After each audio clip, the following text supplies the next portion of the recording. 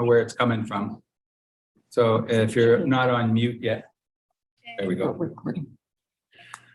Okay, today is Thursday, June 15th, 2023. This is a Parks and Recreation Advisory Committee meeting held at Town Hall in the Holland Room. I'm going to call the meeting to order at 7 o'clock. There's an item on a call to order noting that item 7.2 attachment 1 has been replaced with an updated version. So I hope everybody has that, or I'm just bringing attention to it. Let me do the land acknowledgement, which is the second item on the agenda. The town of Aurora acknowledges that the Anishinaabe lands on which we live and work are the traditional and treaty territory of the Chippewas of Georgina Island, as well as many other nations whose presence here continues to this day. As the closest First Nation community to Aurora, we recognize the special relationship the Chippewas have with the lands and the waters of this territory. They are the water protectors and environmental stewards of these lands, and as a municipality, we join them in these responsibilities. We further acknowledge that Aurora is part of the treaty lands of the Mississaugas and Chippewas, recognized through Treaty number 13, as well as the Williams Treaties of 1923. A shared understanding of how the rich cultural heritage that has existed for centuries and how our collective past brought us to where we are today will help us walk together into a better future. So the first item is that we need, or the third item, I suppose, is to get an approval of the agenda. So I assume everybody's had a chance to take a look at the agenda. So I can I get a mover and a seconder for the agenda? Shaheen moves. Can I get a seconder? Second. Irene, the seconder. Thank you. Do we have any questions or any comments on the agenda? Okay, seeing none, I'll call the vote. All in favor? Anyone opposed? That's carried. Thank you. Number 4 is declaration of pecuniary interest and general nature thereof. Does anyone have any conflicts or declaration of pecuniary interest in tonight's agenda? Thank you. Number 5 is the receipt of the minutes of the April 27th meeting. May I have a motion to receive the meeting minutes of April 27th, 2023? I can't see very well. Jesse. Pardon? Jesse. Okay, thank you. So moved. I can't see the, I either can see distance or I can't see close. It's not, it's unfortunate. And a seconder? Shane. Got that. Thank you. Any questions or comments on the minutes? Errors or omissions? Seeing none, I'll call the vote. All in favor? Opposed? That's carried. Thank you. We have no delegations for this the meeting tonight, so we'll just move directly to the matters for consideration. I suggest that everyone has seen the Memorandum 7.1 from the Recreation Supervisor, and it's regarding the recreation needs assessment for persons with disabilities. So can I have a mover and a seconder to put the item on the floor for discussion? Shaheen, I can see a mover, seconder. Jesse, thank you. Okay, so the memorandum is the memorandum regarding recreation needs assessment for persons with disability to be received, and that the Parks and Recreation Advisory Committee comments regarding recreation needs assessment for persons with disabilities be received and referred to staff for consideration. Lisa, would you like to speak to this so we're a little bit up to date? Yes, thank you. This is Lisa Worth.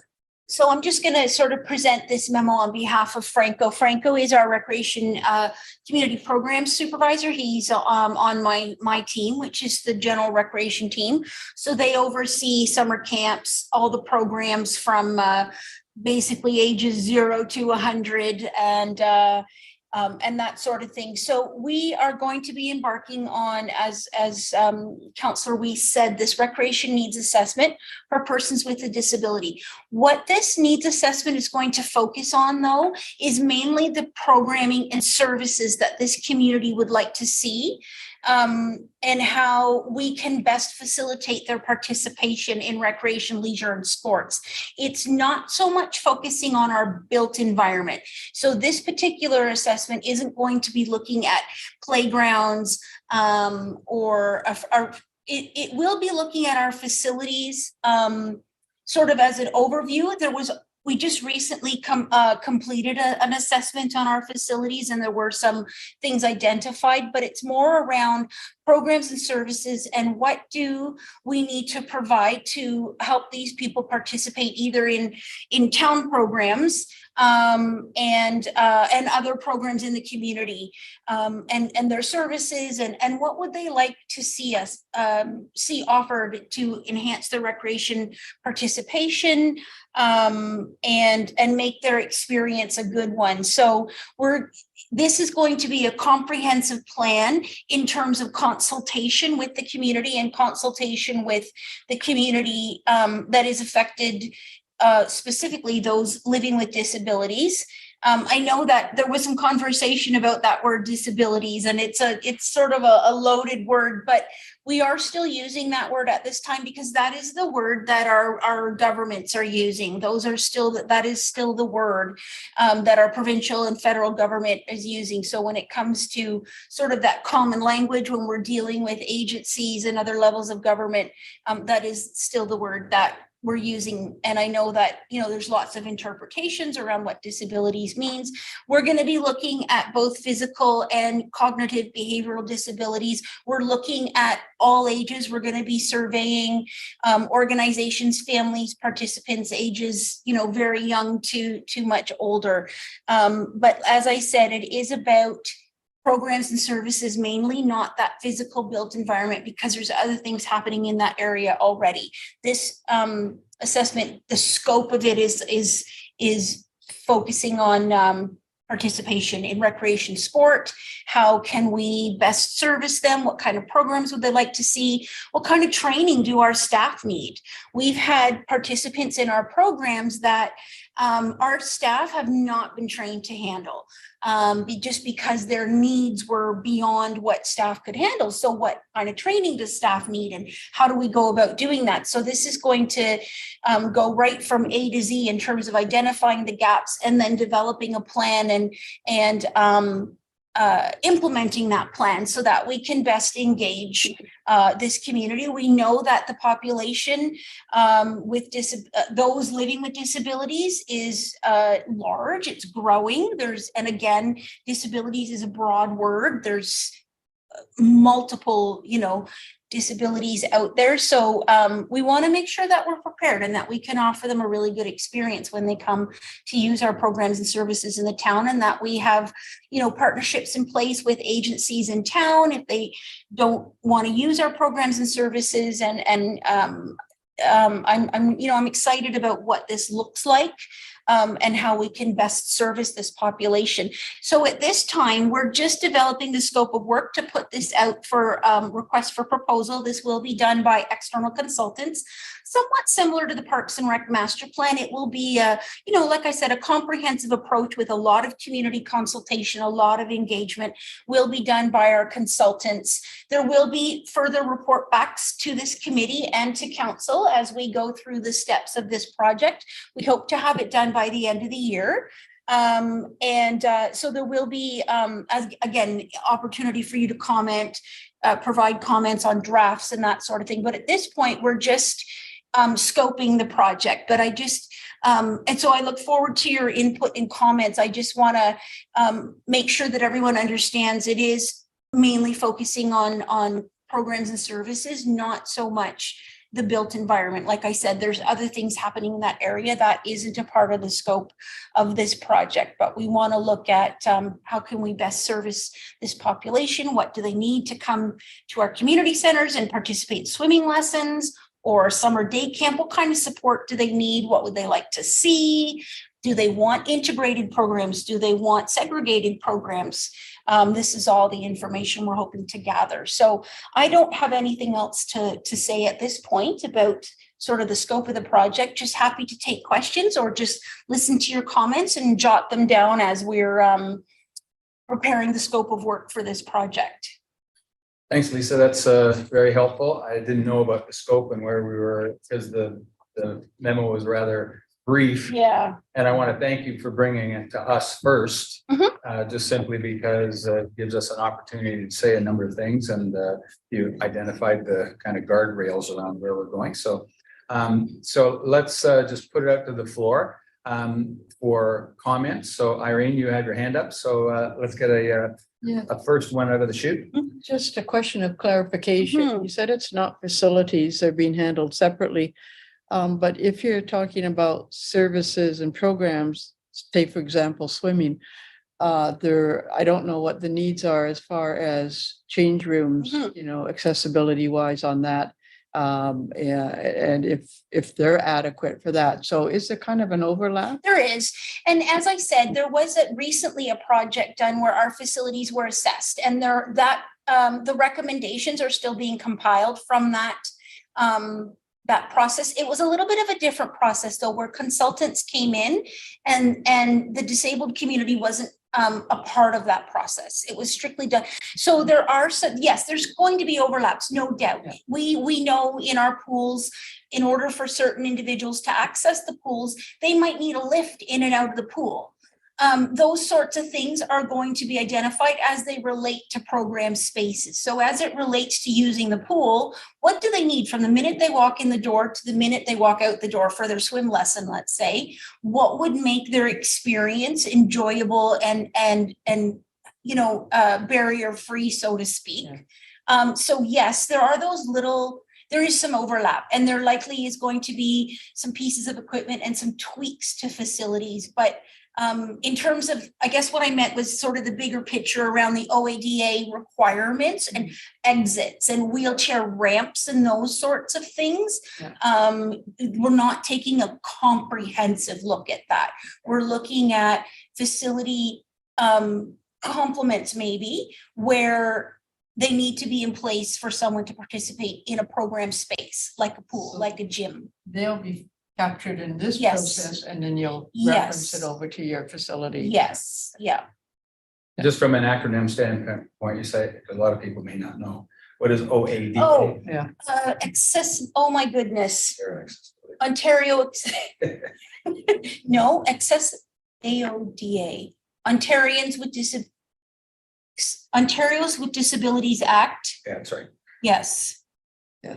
Yeah. Not sure what the O is though. Anyway, yes, it's right. The act. It's the legislation. So it talks about again, emergency exits, ramps, widths of hallways, widths of doorways, parking spaces, accessible washrooms. There's already provincial legislation and provincial guidelines as it relates to those sorts of things. And obviously, you know, most of our buildings are compliant. There's some older buildings that need some upgrades and that type of thing, and those are identified in that facility review that I was talking about as well. But where equipment is needed to facilitate participation, we want to know that. Yeah. Other questions from the committee? Shaheen? Through the chair, I have a few questions for you. So what is the planning stages? Like what will that be outlined to us in regards to this new the recreation needs and assessment? The other thing is, you talked about staff training, and will you also be hiring qualified staff for these programs? Because there's, with children with disabilities, there's certain, in childcare, for example, there are needs assessments and OSDs that are required to do that. And sometimes children coming into these programs are not assessed yet. So how will that how will that be bridged? Because when a child is not identified, how will you treat that child? Number two, you talked about like special, I don't use in our field, we don't use, in profession, we don't use the word anymore, children with disabilities. We call them children with, we just say special needs children. And I noticed that like developmental delays can be there, orthopedic impairments, pervasive development disorder, PDD, and autism, attention deficit and hyperactivity disorder with the ADHD element, and behavioral issues, motor planning problems, visual impairments. So I'm also questioning how will you create an inclusive program for the residents of Aurora? And will the communication be available in other languages besides English? Because as the demographics change in Aurora, the communication also needs to change. So like we can't have people giving us feedback if it's not in multiple languages. So that's sort of where I'm coming from a childcare perspective. And when you're talking about cognitive and behavioral delays, we also have children who have trauma. For example, they're coming from homes that are violent, and they may not be assessed as special, like disabled, but they still have behavior management issues, which many staff right now at the town cannot handle. Lisa, comment? Yeah, so I'll sort of go back to your first question. It was about the planning stages, I think. Are you talking about the planning stages for the project? And like yes, so that would be something the consultant would propose to us. That's part of the proposal. We have a sense of what we want to see, and it's going to be very similar to the Parks and Rec Master Plan, where there's this initial assessment. We provide the consultants all the information we have. And then there's going to be community consultation, community surveys, but it also needs to be very targeted, right? This sort of assessment, because we need to reach the community, of people with disabilities and different abilities. So in terms of the planning stages, we would be looking typically for these kinds of assessments, the consultant proposes that to us. We work with them to get it to where we want to.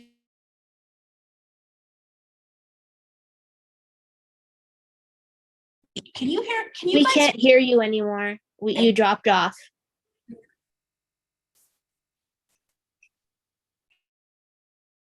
Do I need to yeah? Should I? About now, can you hear us? Uh-oh. Should I push the button? Yeah, that's right. Okay, we can hear a little bit murmurs. Can you hear me now? Yes, now I can hear you. Okay, so I'll just keep holding this button down. We reset the microphones. That might have been the problem. When in doubt, just turn things off. Yes. So yeah, the in terms of the you dropped again. Light right now. Should I? Okay, it's green. Can you hear me? Yeah. Okay, good. Okay. Anyway, as I said, that we're looking for the consultants to provide that the process to us in terms of how this will carry out. But like I said, we have a good sense of what that needs to look like to get the information we need. That likely will not come back to this committee. We don't typically come back with those sorts of things, and I don't think timing will work. We don't want to hold up the project. So like I said, we're scoping it after we gather this information. In terms of assessments and providing clear, inclusive programming and that sort of thing, again, that's what we need this study to tell us. Like we need this study to tell us what, how do we create inclusive programming? What is required? With respect to assessments, again, those are recommendations that we'd be looking for out of this plan. I will say though, that we definitely staff training. We know that's going to be needed. There may be individuals that we can't service. It may be that their needs are so high. We're municipal recreation. We don't specialize in servicing, a certain disability or a certain, so it may be, like, fortunately, there's going to be, and this has happened to us in the past. There are individuals with such high needs that we can't accommodate them, unfortunately. So that's going to be part of this study as well, is what's our threshold in terms of staff training and our ability to accommodate. Because we want to make sure they have a good experience. And if we can't do everything to try and make sure that happens, there are agencies out there that we can work with to refer individuals onto. And that will be part of this study, as well as sort of building those partnerships and those resources for both ourselves and for families. So that would be my response. I guess my question is that we often have children, and I'm sure this happens with town programs too, that children come into the childcare who have not been assessed, and they're already within the program. And then what's it called? We start to identify the needs and aren't able to take care of that child within our ability, because maybe we don't have the resource teacher or the EA. What's town's plan on what's it called? Looking for someone to be able to just at least do the observations to recommend the child not being able part of the program. Yep. So again, that's a recommendation we'd be looking for out of this process. This is what we would want the consultants to tell us. We have experiences now where, we rely heavily on the families to tell us what the needs of their children are. Because we can only, provide the experience based on the information that we have. So we need some very clear guidelines around communications with families. And, but this, like I said, we would be looking to this assessment to tell us, to this project. I'm mixing up the use of the word assessment here, but we'd be looking to this project to tell us about assessment. And if they haven't been assessed, we need, like you said, we need that resource, someone who has that expertise in that training to assess a child. And can they stay in the program? Can we provide the support that they need? Ideally, they'll be assessed before they get in the program, but that doesn't always happen. And then, yes, they're in the program, a couple of weeks have gone by. We want to keep them in the program, but staff are finding it a little bit challenging. How do we deal with that situation? So again, that would be something we'd be looking for out of this project, some guidelines and recommendations on how to deal with those situations. So I'm only going to speak from a childcare perspective, and I'm sure your consultants will give you more feedback. One of the things that I would say is that needs to happen for the programs with the town is a better registration form. Okay. Because currently the registration form does not speak to these issues. Okay. So therefore there should be something like, is your child right now under being assessed? Are there any behavioral issues that we should know of? That isn't there, because we talk about in the registration form, we talk about the medicals and the adult allergies, but we don't ever talk about the other issues that could be going on. Yeah. Okay. Yeah. And then also language, like the registrations need to be come in different languages. Yeah. And that's something we're working towards corporately. We're well aware of that need in our community. And there's some other things happening in terms of providing documents and services in other languages, not only in recreation, but corporately. So thank you for that. We do know that that's a need for sure in our community. Thank you. Thanks, Lisa. Shane, if you want to have, if you're thinking again, you want to have, come back after we give other people an opportunity to ask a question, then we'll go to the second round. Anybody else have comments or questions they want to ask of Lisa or a discussion point? If you can, just raise your hand and we'll recognize you. Seeing none, let me ask a couple of questions.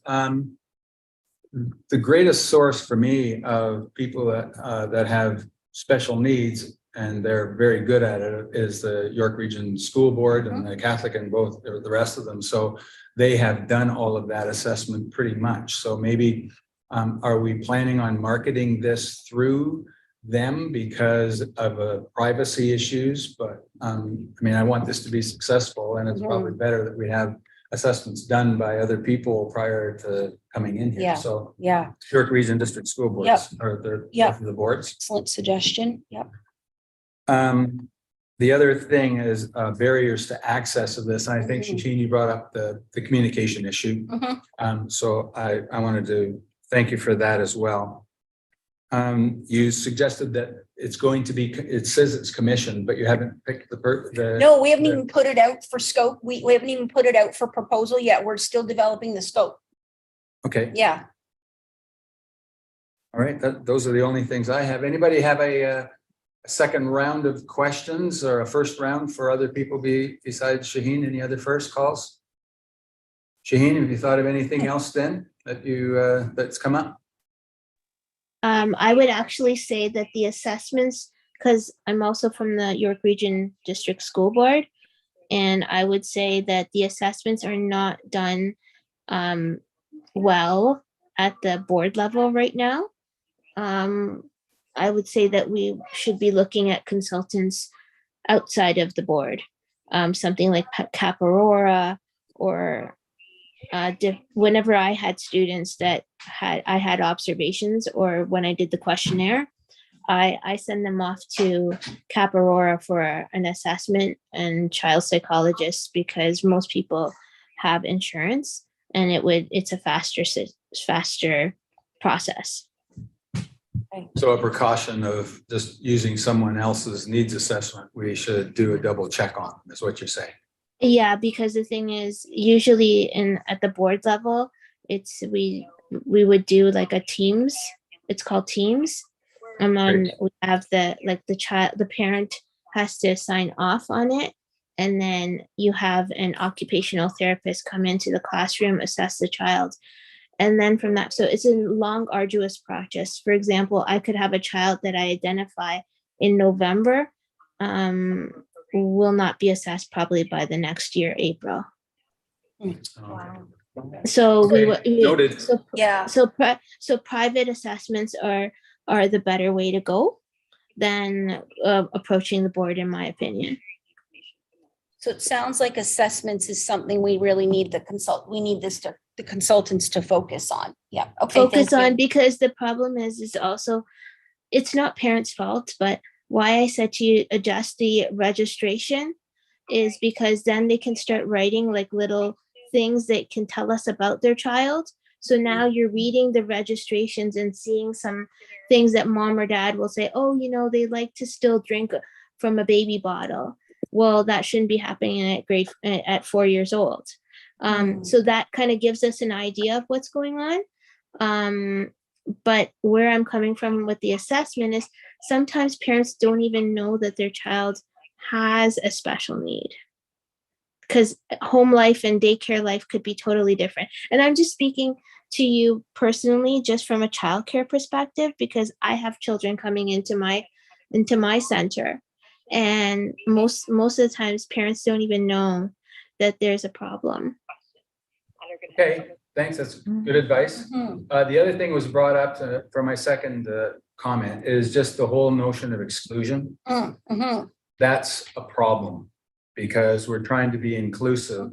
So the process of excluding someone has to be very clear, and it has to be understood by all people, because that's where we end up with a lot of problems. So I know you brought it up. Well, it's something we want if there's a group telling us they want a segregated program, for a certain population, then we have to consider that, I think. Right. It's gonna be based on what we get back from the community, yeah. Yeah, so because that exclusion word is just a Mhm. very difficult one for everybody in Mhm. our society now, because everybody should be included. Mhm.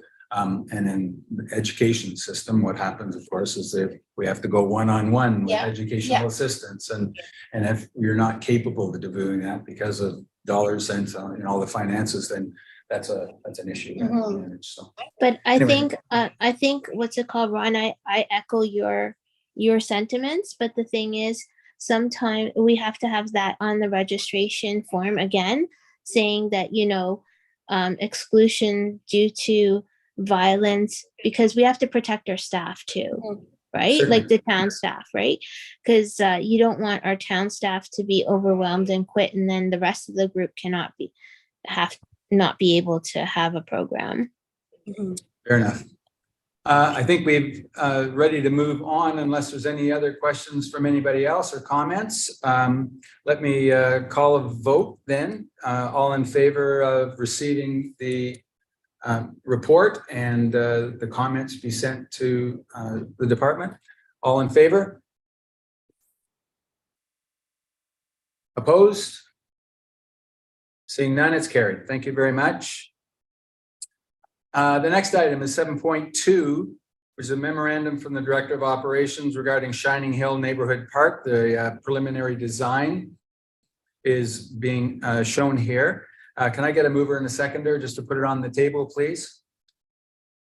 Irene Shaheen, thank you very much. It says that the memorandum regarding Shining Hill Neighborhood Park, the preliminary design being received, and that the Parks and Recreation Committee comments regarding Shining Hill Neighborhood Park preliminary are also, and the design be received and referred to staff for consideration. So let me open this. Is Gary here? Yeah, I'm here. Gary, thank you for joining us tonight. Gary, you have a bit of a presentation to support the memorandum, so I'll ask you to talk a little bit about it. And if you want to refer to any of the other attachments, please do so.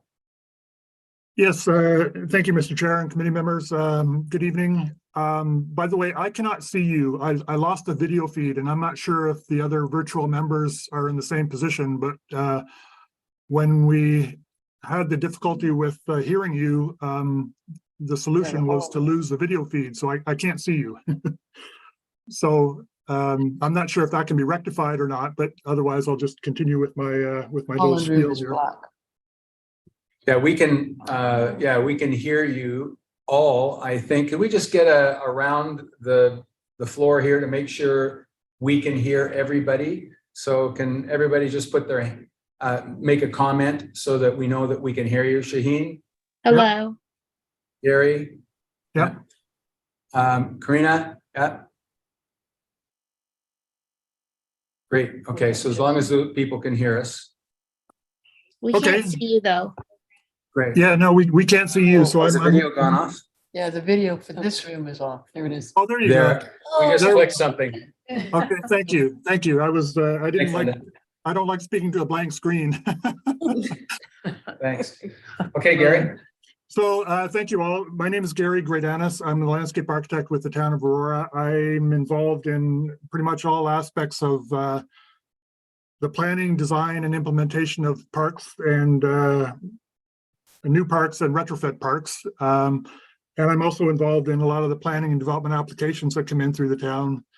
So this development, the Shining Hill development, is on the northwest side of Yonge and St. John's Side Road.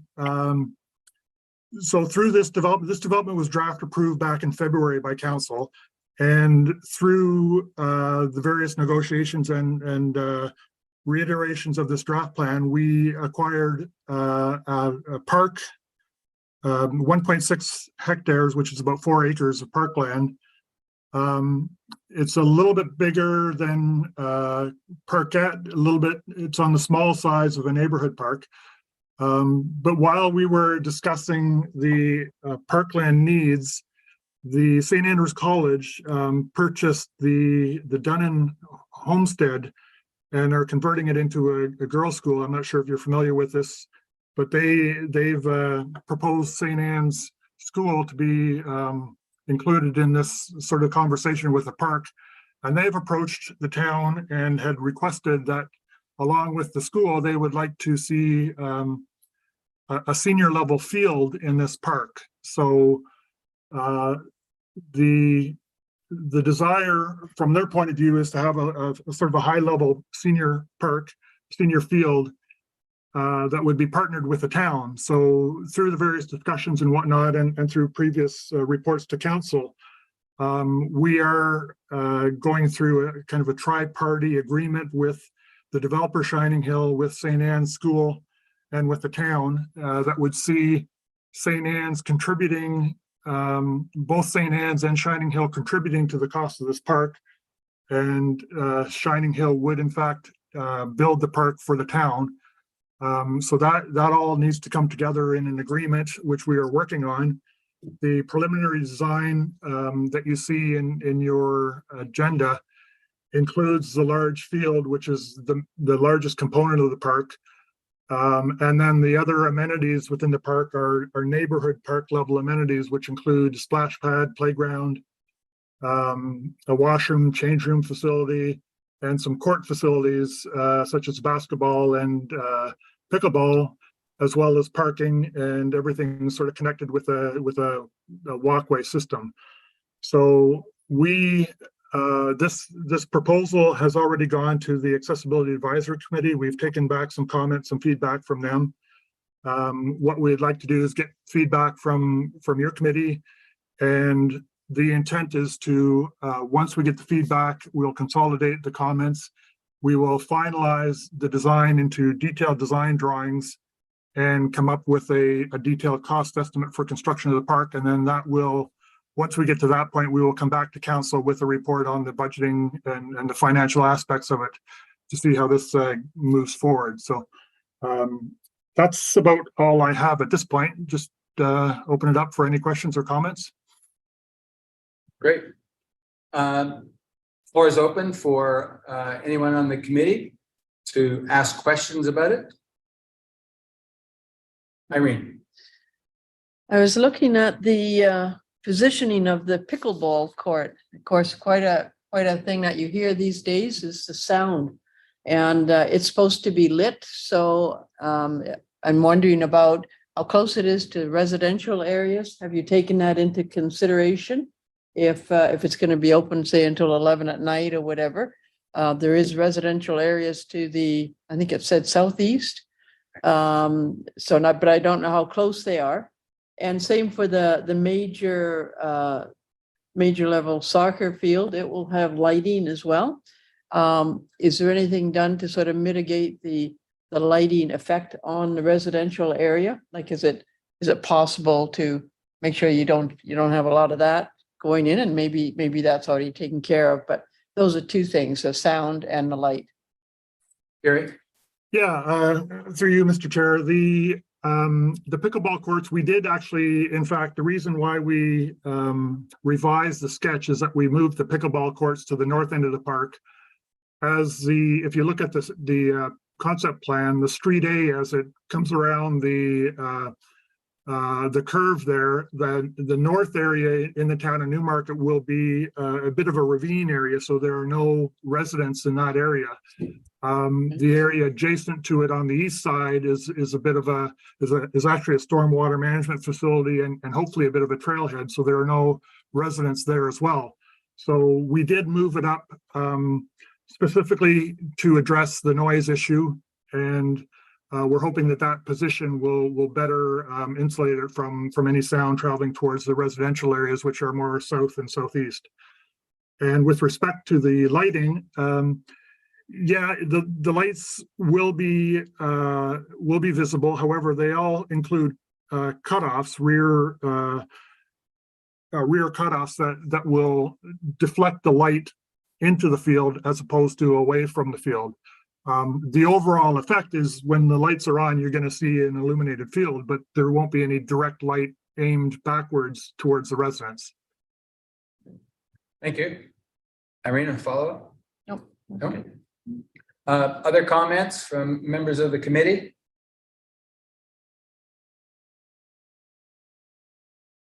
No, I have a couple. You mentioned that you've done through accessibility, but from an environmental standpoint, I see a number of trees and the other issues here.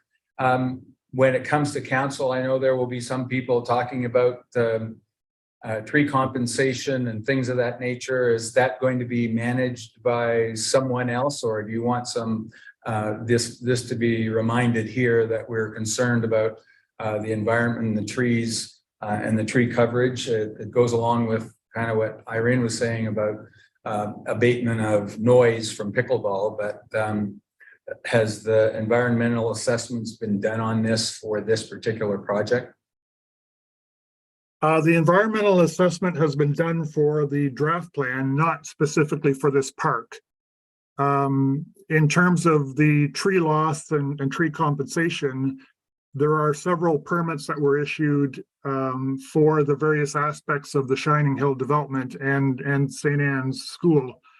All of those permits came with compensation securities in the order of several hundred of thousands of dollars for compensation planting through the implementation of the development of the plan. So as the properties get developed, as the housing, as the streets and roads go in, there will be compensation planting put back in the value that of the trees that were removed.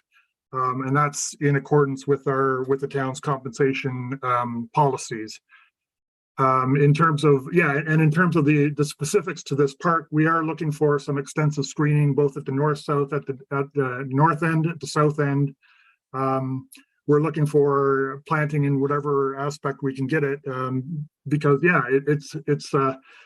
it's a community park amenity within a neighborhood, and that's a little bit odd in terms of the town of Aurora. So we need to be very diligent in trying to mitigate that with as much planting as we can get. Thank you. You talk about a splash pad here. Have you had discussions about the type of a splash pad? I know we have a couple, and Town Park is an example of a splash pad.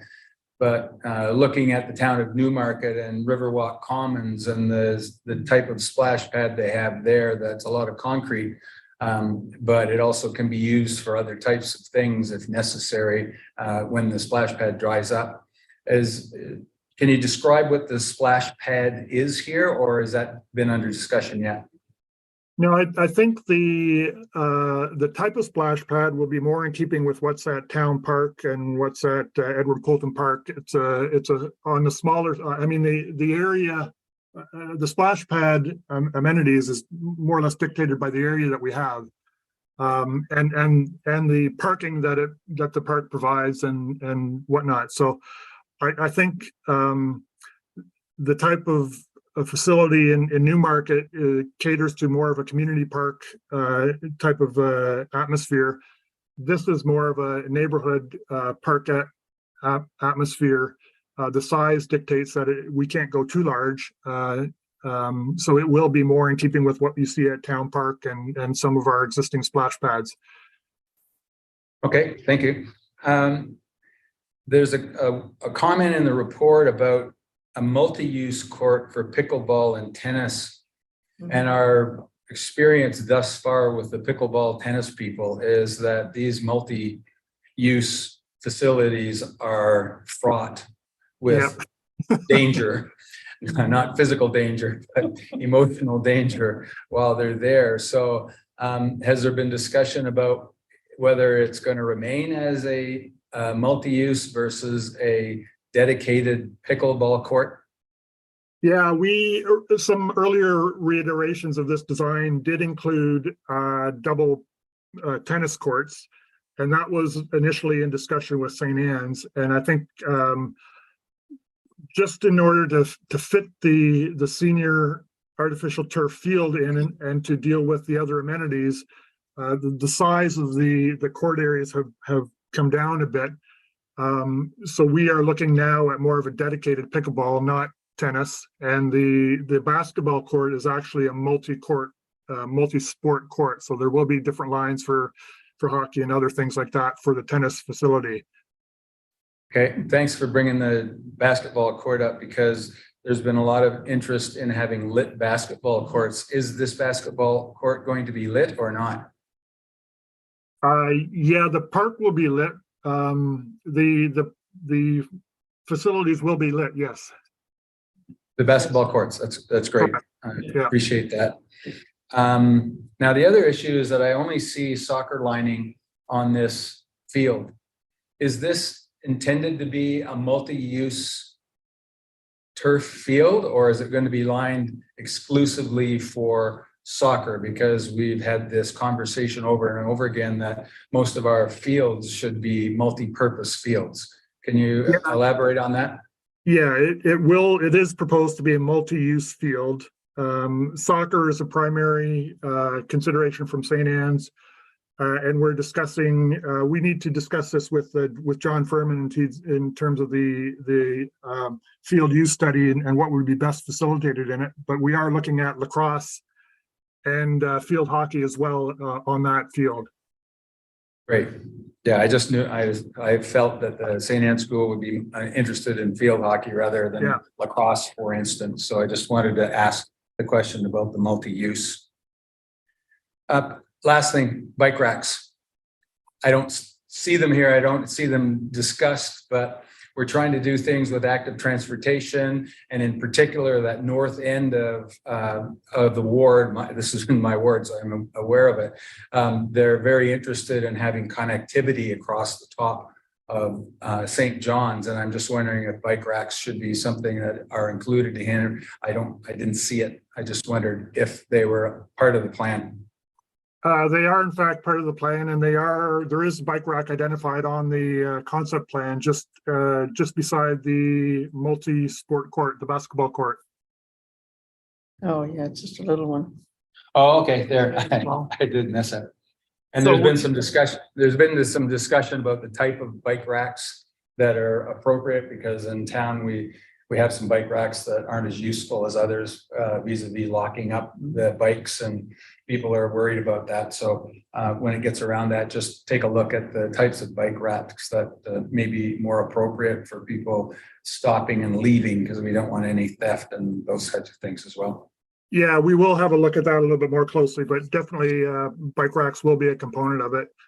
And just to add a little bit of context information, there is a trail system within this Shining Hill area, proposed within the Shining Hill area. It needs to be finessed, it needs to be worked out, but the intent is to connect this park with the overall trail system. And in fact, that little parking lot on the east side of Street A across from the park, we're trying to facilitate a trailhead parking facility in there.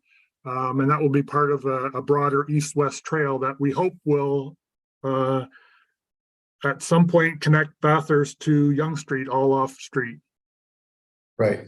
And on that note, I don't think it's a scope of this discussion today, but are those trails going to be trails that are maintained asphalt? Are they going to be natural trails? Do you know that?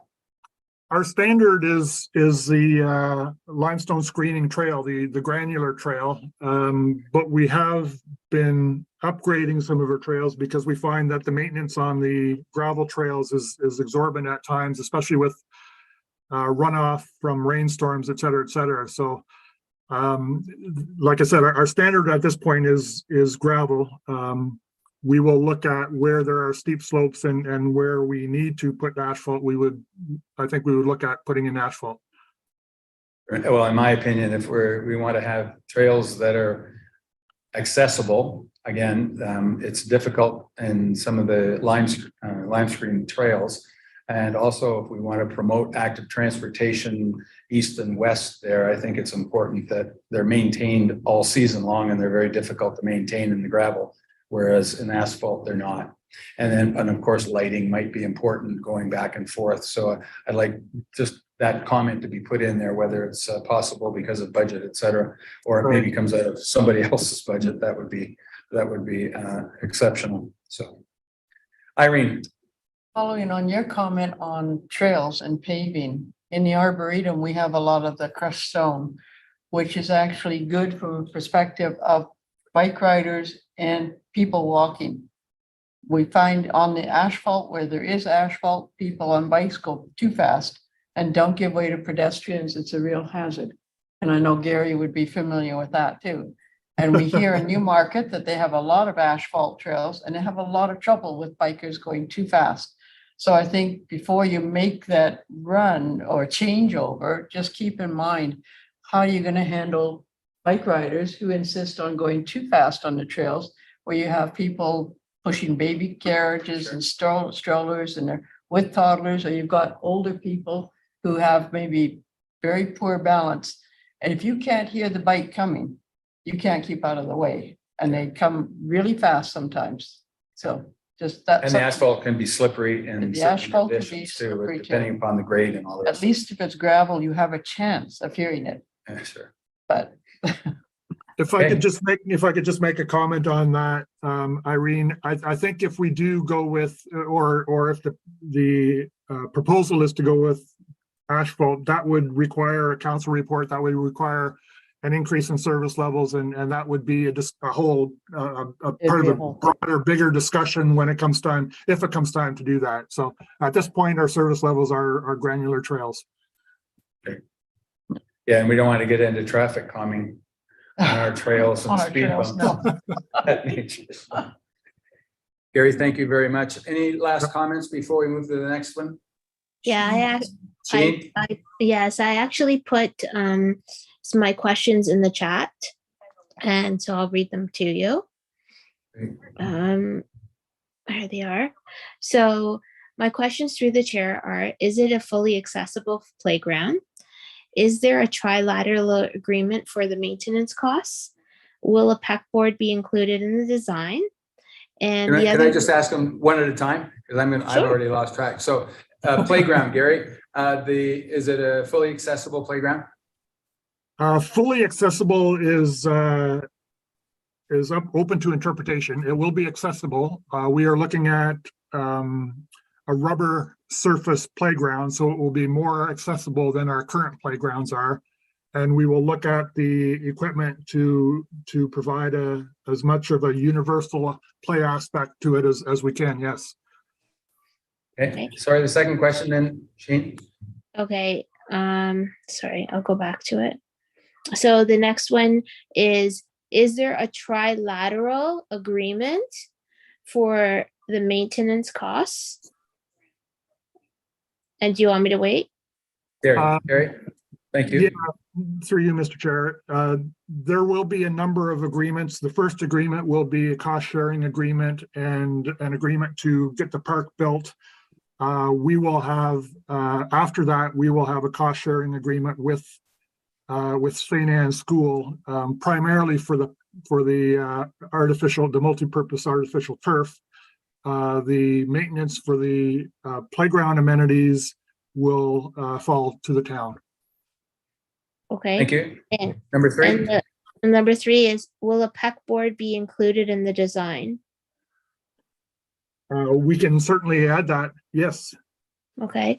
And last, I didn't put this in the chat, but we've seen in many, this is going to be an amazing park. So I see the, parking and for all of here. Is there any thought to, and we're close to Newmarket, is there any thought to putting in a system for parking free to residents of Aurora, but those coming from Newmarket have to pay per parking? That way we can take the revenues from parking and spend it on maintenance of this park, because we've had to put approximately $2 million as well into it, even though we are getting 4 acres. That way we can compensate. I mean, Lake Wilcox has done it in Richmond Hill. Yeah, I think that would be somewhat difficult to do. In terms of the parking, St. Anne's School, if you look at the sketch, there's a large parking lot on the west side of the field. So that will be primarily for the field use, and that will be for both, for our user, for Town of Aurora user groups as well as the school. And I'm not sure to what extent the Newmarket would be using this field. I don't know. There's 2 neighborhood parks, or there's actually 3 neighborhood parks in Newmarket, north of this park. To what extent there would be, this park would be used by Newmarket, I can't say at this point. If it becomes an issue in terms of parking, then I think maybe we look at it once the park is built, and if there are issues, then we kind of address it at that time. I'm asking basically also from a revenue point of view, because I would like to see the dollars come in to maintain this park, so that if the taxpayer is not paying, it takes it off the taxpayer's burden.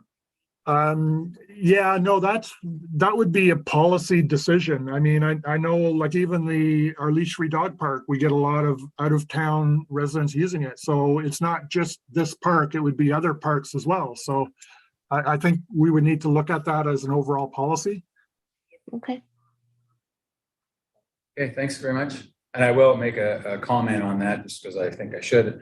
We are, part of this park is on Newmarket property. It's on Newmarket land, and we have a joint use agreement with this. So it's whatever we do, we probably have to, it would be wise for us to run it through the town of Newmarket rather than just impose, if you know what I mean. So, but I appreciate the comment, and it should be in our notes, and so they're recorded. So thanks for that.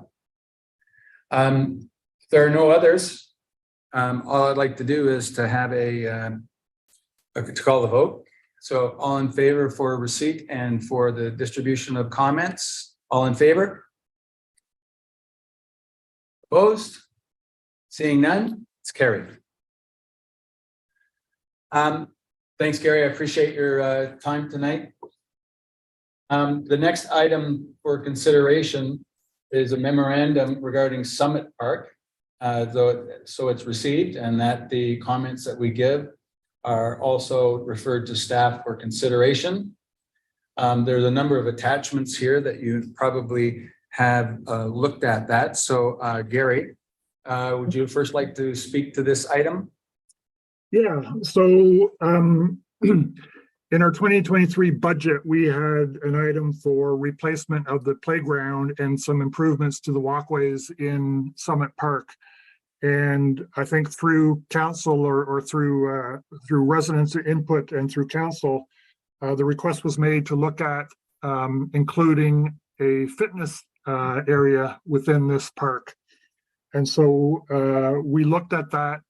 We looked at where that could occur. Not sure if you guys are familiar with the park, but there's a lot of topography. There's a lot of berms.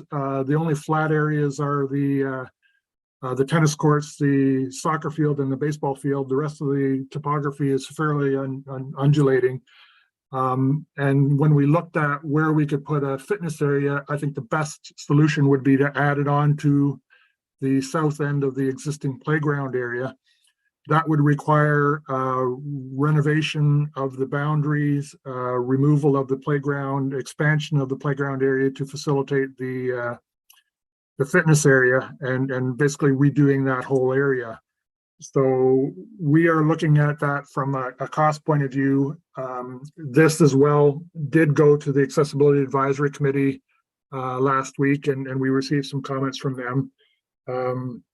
So we are looking for more input, more comments. We would like to consolidate those comments into a design and get this in front of council for budget approval for September. So that's basically it. Thanks. Committee, any questions, comments for Gary?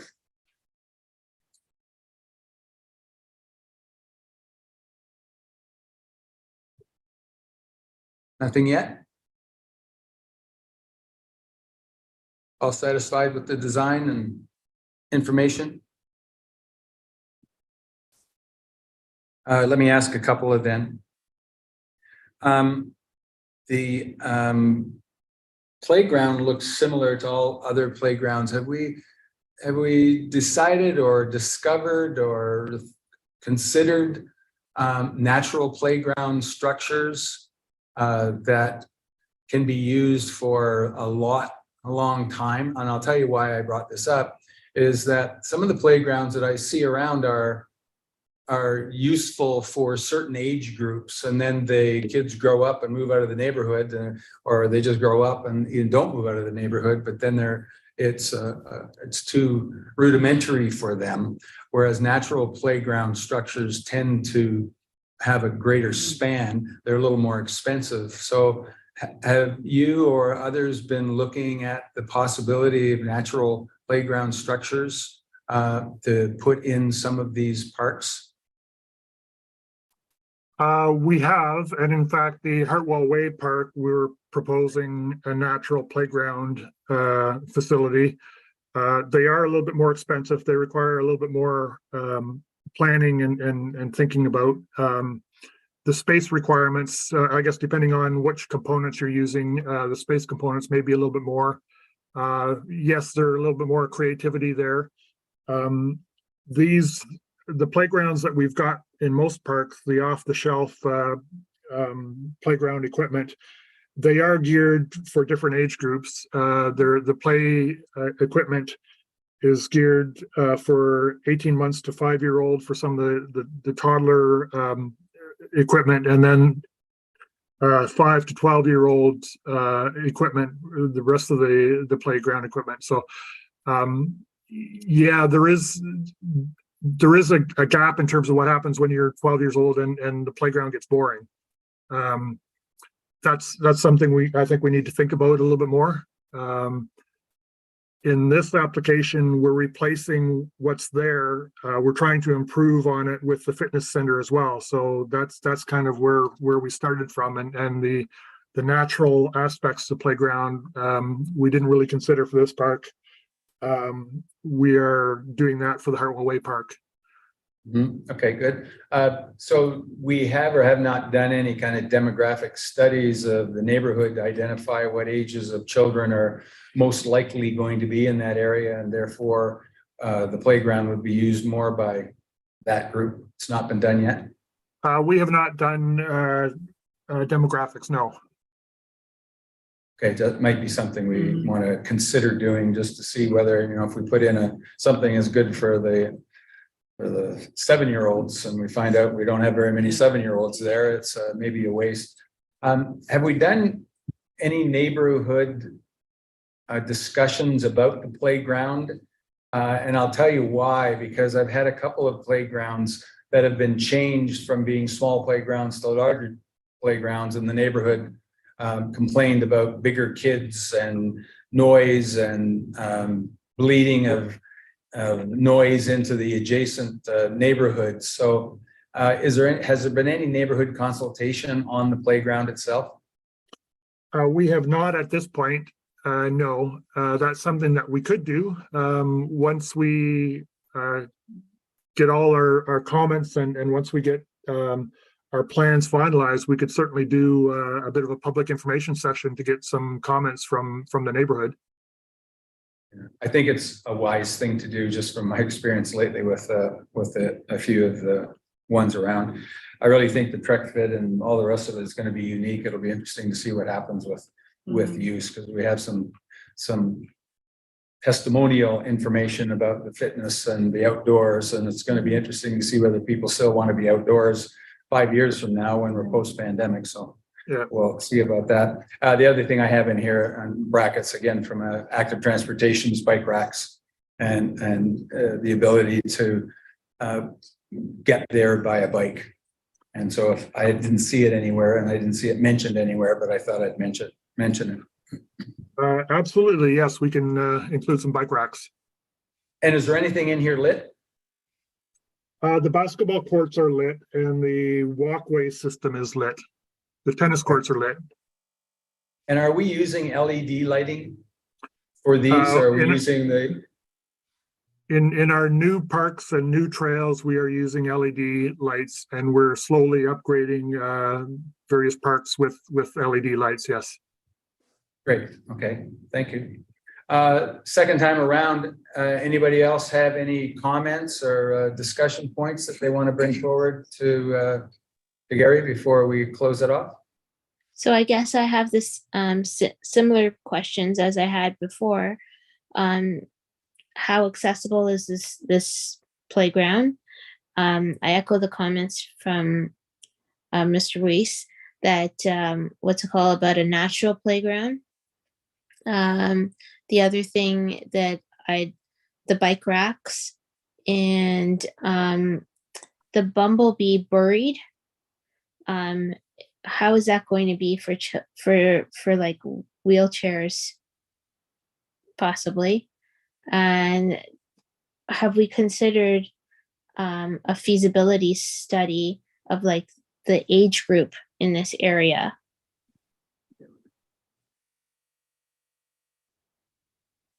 Because I mean, if we don't know what type of what the ages are there, then we can't really comment on this design without knowing who's going to be using it. Thanks. I brought that up with the demographics. Yeah, So I think with it's demographics. Yeah, so recorded, as long as it's recorded here, that we really need to have some discussion with neighbors, but we also have to have a discussion about demographics and who's going to be using it. So I think that's something that's important. So thanks for that.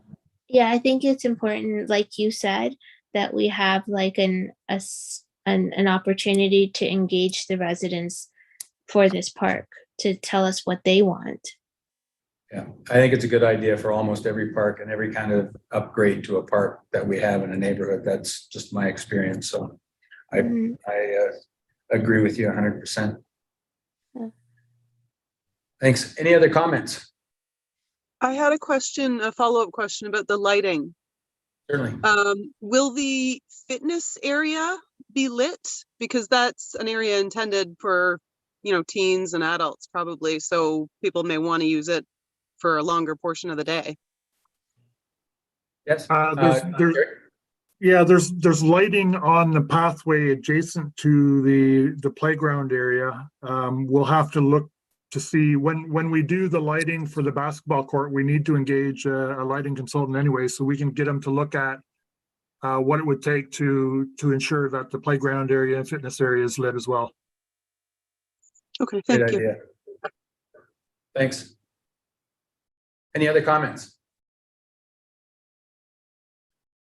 Seeing none, let me call the vote. All in favor? Sorry. I've been told that I didn't get a mover and seconder on the receipt, so I need a mover and a seconder. So Irene has moved. Shaheen, who else? Jesse. Thank you. Jesse.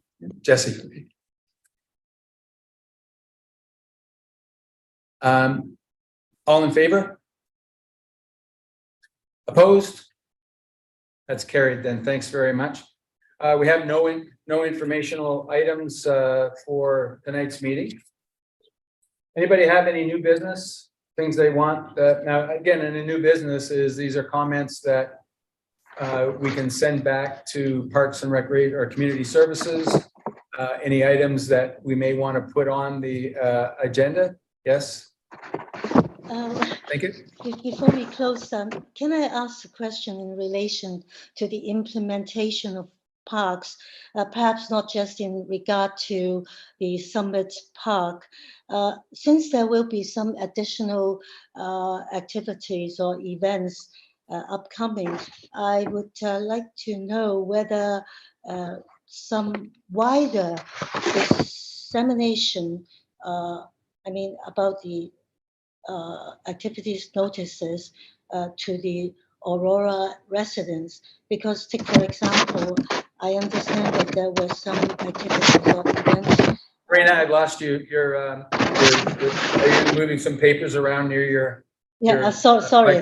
Yeah, we've lost a whole lot of that. So if you could just backtrack about the minute, that would be great. Yes, I just like to know whether the dissemination of events notices can be reached to more Aurora residents? Because I understand that there were some events taking place in the Autumn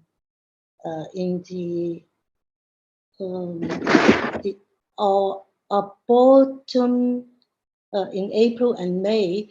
I have not noticed about these events at all. So Can you elaborate a bit on what type of events you're speaking about? I'm An example? talking about any upcoming events. Would the Aurora residents be widely notified so that people can participate in the events, upcoming events? Thank you. Let me pass that over to Lisa because she knows about the communication strategy for community services. So Lisa? Yeah, through you, Mr. Chair. I mean, the town does our very best to communicate events and things that are coming up.